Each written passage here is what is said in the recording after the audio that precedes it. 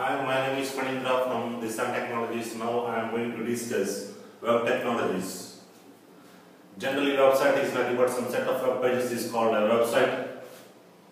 Web pages are divided into two categories: static web pages as well as the dynamic web pages. The difference between these two is, in case of static web pages, the information cannot be changed, whereas in case of dynamic web pages, the information has to be updated.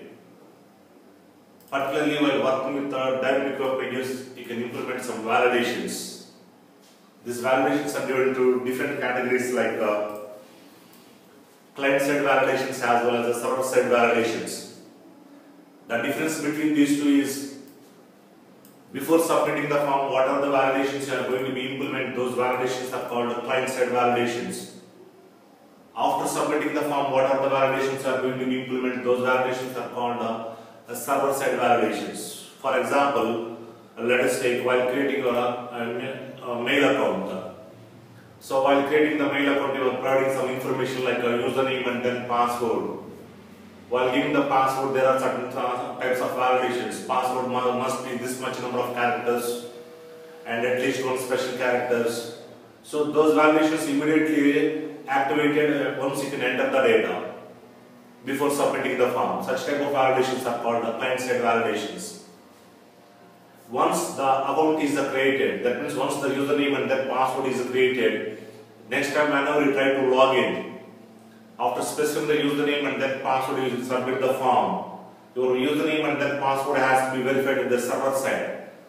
If it is a valid username, it will go for next page, otherwise it will display the invalid username and then password.